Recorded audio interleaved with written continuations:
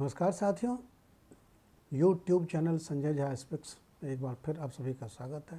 साथियों, अभी हमने संयुक्त राष्ट्र संघ पे 3 वीडियो बनाया है।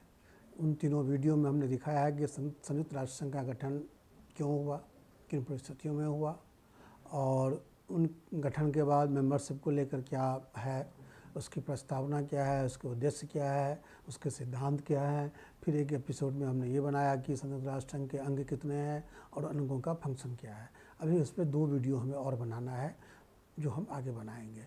फ़िलहाल आज हम शुरू करते हैं एक नया सीरीज। उस सीरीज में हम भारत में संवैधानिक संस्थाओं के विकास पे हम प्रकाश डालेंगे कि भारत में संवैधानिक संस्थाओं का विकास क्यों हुआ, कैसे हुआ, किस तरह से हुआ। तो दोस्तों, भूमिका बांधे बगैर हम चलते हैं, शुरू करते हैं। अब जैसा कि जानते हैं कि भारत में अंग्रेज़ों के आने से पहले भी नियम कानून कायदे थे। हम शुरू से ही एक कानून के तहत हमारा देश गवर्न हुआ है, चाहे मनु संहिता हो, चाहे नारद संहिता हो, चाहे याज्ञवल्क्य संहिता हो। और फिर मध्यकाल में भी जब मुगलों का उससे पहले कामंदक के नीति सार हर्षवर्धन के समय में हुआ। फिर बाद में जो है जब मुगलों का आगमन हुआ तो उसके बाद फिर कई सारे ऐसे किताबें लिखी गई, ग्रंथ लिखे गए जिसके आधार पर भारत का शासन संचालित हुआ। लेकिन जब अंग्रेज आए भारत में तो उन्होंने पुरानी व्यवस्थाओं को ख़त्म कर दिया और नए सिरे से व्यवस्था शुरू की। और नए सिरे से व्यवस्था शुरू करने के लिए उन्होंने अपने कानून बनाने शुरू किए। और आपको ये पता होगा कि 1757 में जब प्लासी की लड़ाई में अंग्रेज जीत गए तो कलकत्ता पर उनका एक तरह से एकाधिकार हो गया। उसके बाद 1764 तक बक्सर की लड़ाई तक आते आते पूरा कलकत्ता, पूरा अवध जो आज का उत्तर प्रदेश है, और दिल्ली का मुग़ल सल्तनत, एक तरह से दिल्ली का मुग़ल सल्तनत, इन तीनों ने, कलकत्ता तो ऑलरेडी अंग्रेज़ों के अधिकार में आ ही गया, बल्कि अवध और इन्होंने मुग़ल सल्तनत ने भी अंग्रेज़ों की प्रभुसत्ता मान ली। तो उसके बाद जब शासन व्यवस्था शुरू हुई तो पूरे कलकत्ता को गवर्न करने के लिए वहाँ पर गवर्नर रखा गया। इसी तरह से जो है मद्रास और मुंबई, ये 3 जगह अंग्रेज़ों ने अपनी प्रेसिडेंसी स्थापित की और इन प्रेसिडेंसी को स्थापित करने के लिए गवर्नर रखे गए। लेकिन अब अंग्रेज़ों को से मेरा मतलब है कि भारत में जो अंग्रेज़ थे वो ईस्ट इंडिया कंपनी के नुमाइंदे थे।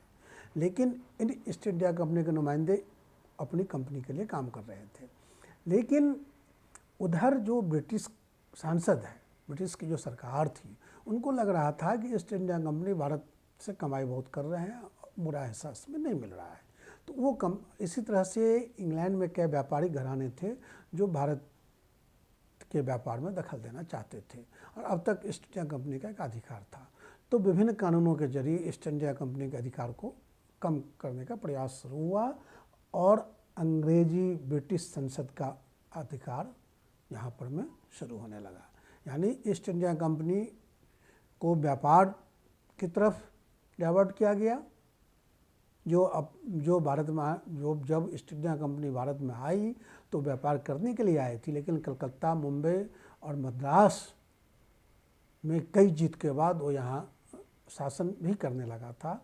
लेकिन उसके शासन को ब्रिटिश संसद ने मानने से इनकार कर दिया और ऐसे नियम कानून बनाए जाने लगे जो ईस्ट इंडिया कंपनी के साथ साथ भारत की जनता पर भी लागू हो, और यानी एक तरह से ब्रिटिश संसद भारत में इंट्रोड्यूस होने लगी।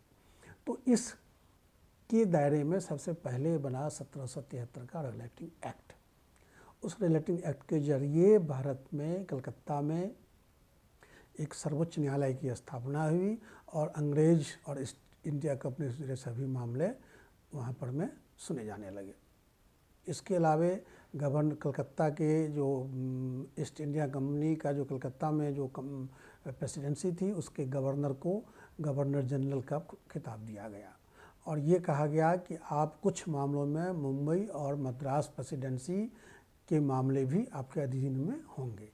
यानी मुंबई और मद्रास पे कलकत्ता प्रेसिडेंसी का अधिकार मान लिया गया और इसके गवर्नर जनरल के अधीन उन दोनों को भी कर दिया गया तकनीकी तौर पर।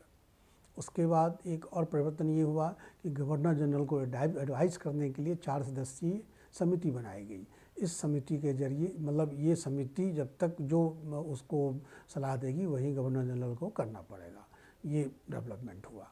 और यानी ईस्ट इंडिया कंपनी का कानून अब उसके अपने कानून से नहीं चलेगा, अब संसद जो ब्रिटिश की जो संसद थी उसके कानून से चलेगा, ये तय हो गया 1773 के रेगुलेटिंग एक्ट के जरिए। और उसके बाद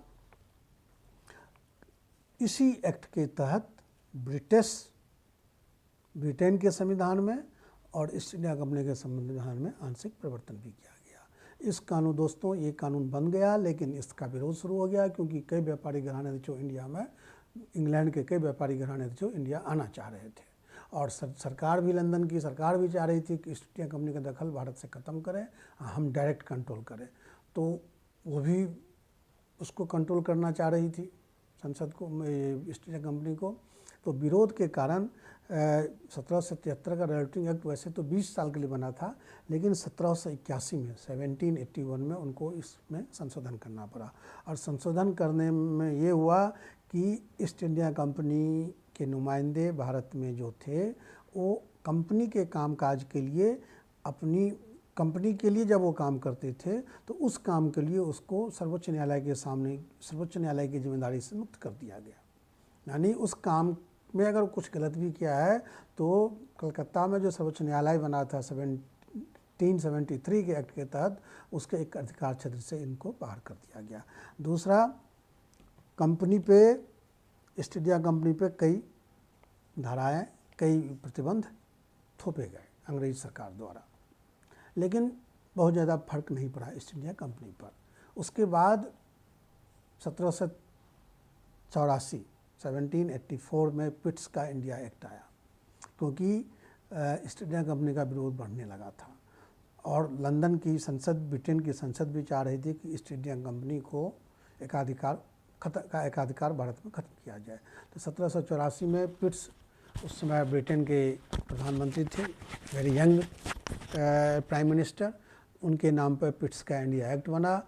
और पिट्स के इंडिया एक्ट में कुछ प्रावधान किए गए। वो प्रावधान क्या थे ये मैं आपको बताता हूँ। भारत का प्रशासन गवर्नर जनरल, जो 73 के एक्ट में ये था कि मुंबई और मद्रास प्रेसिडेंसी कुछ मामलों में बंगाल प्रेसिडेंसी के अधीन होगा, बंगाल के गवर्नर जनरल के अधीन होगा। लेकिन पिट्स इंडिया एक्ट के तहत कलकत्ता के गवर्नर जनरल को भारत का गवर्नर जनरल मान लिया गया। यानी बाकी जो प्रेसिडेंसी थी, दोनों प्रेसिडेंसी को इसके अधीन कर दिया गया कंप्लीट रूप से, कलकत्ता के अधीन। और गवर्नर जनरल की एडवाइस, गवर्नर जनरल को सलाह देने के लिए जो पहले 4 सदस्यों की परिषद थी, उस 4 को ख़त्म करके 3 कर दिया गया। 3 इसलिए कर दिया गया दोस्तों कि जब 4 सदस्य हुआ करते थे तो किसी मुद्दे पर वोटिंग होती थी, तो 4 सदस्य, मान लो 2 सदस्य एक साइड में हो गया और 2 सदस्य एक साइड में हो गया, तो बड़ा दिक्कत हो जाती थी, बहुमत से निर्णय नहीं हो पाता था, क्योंकि 2 बट गया तो फिर गवर्नर जनरल बड़ा किंकर कर्तव्यमुड हो जाते थे, क्या करना है। तो इस स्थिति, फिर उनको लंदन से आदेश लेना पड़ता था। तो इस स्थिति को ख़त्म करने के लिए काउंसिल में 4 के बदले 3 मेंबर रखे गए, क्योंकि अब अगर मत विभाजन होगा तो 3 में से 2 का जो मत होगा गवर्नर जनरल उसके एडवाइस से काम करेगा। इसलिए उसकी सदस्य की संख्या 4 हटाकर 3 कर दी गई। दूसरा, वो तो आपने बता ही दिया, मुंबई और मद्रास को भी इसके अधीन कर दिया गया।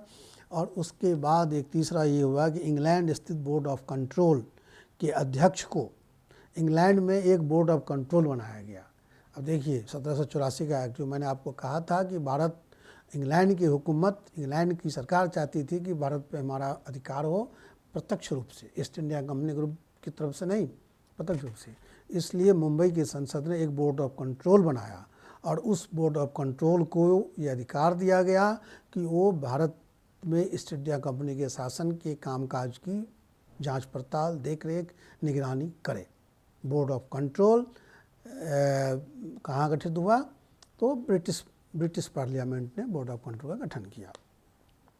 ये इसको भारत के शासन के लिए उत्तरदायी बनाया गया।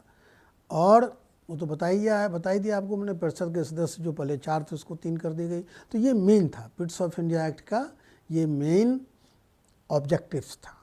ऑब्जेक्टिव क्या था कि भारत पे ईस्ट इंडिया कंपनी के शासन को ख़त्म करो और लंदन वाले डायरेक्ट उसको ये करें।